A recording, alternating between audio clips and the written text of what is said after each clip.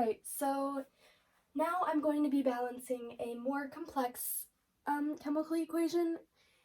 So in this case, I would not recommend writing out the elements and then just getting the sides to be equal, because you're going to deal with fractions and ratios, which can be a little confusing. So we're going to do this algebraically. It's a whole process, but I think that once you see it, it's easier to understand. So the first step is to just write all of the elements on the reactant side in the order that they appear. So we have nitrogen, hydrogen, another nitrogen, and oxygen.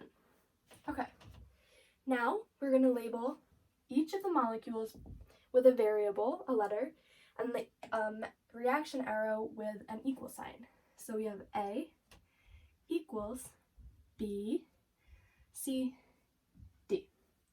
I know this looks confusing, but it will clear up in just a few moments, I swear.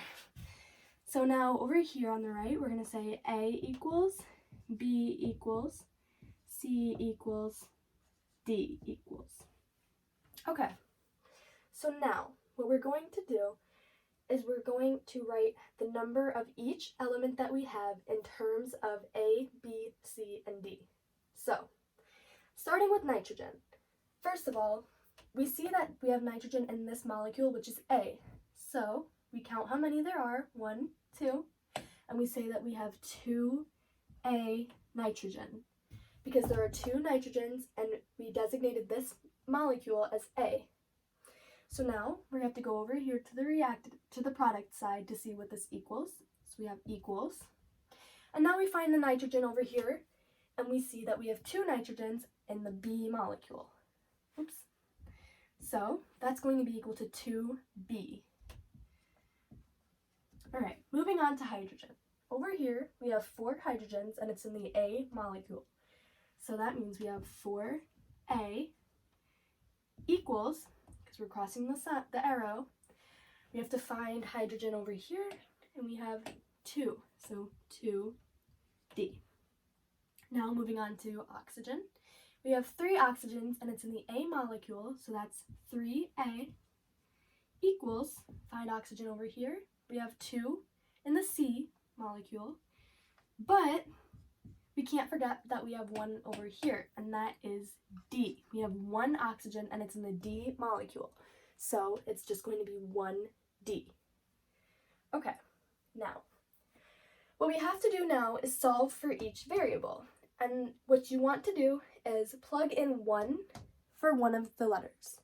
You can plug in 1 essentially anywhere you think that you would be able to solve. You could definitely do it over here, but then you would need fractions, and I just think it's easier to do it up here. So, like I said, plug in 1 for one of the variables. I'm going to plug in 1 for A.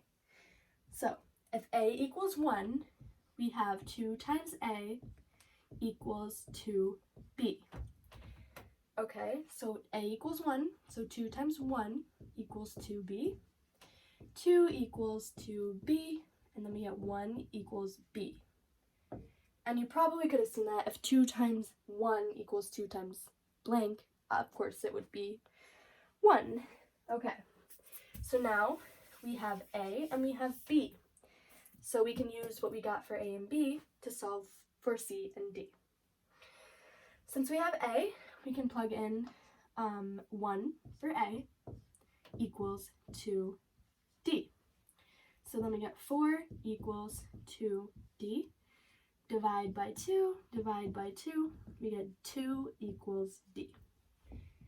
All right, now we just have 1 more to solve for, and that is C.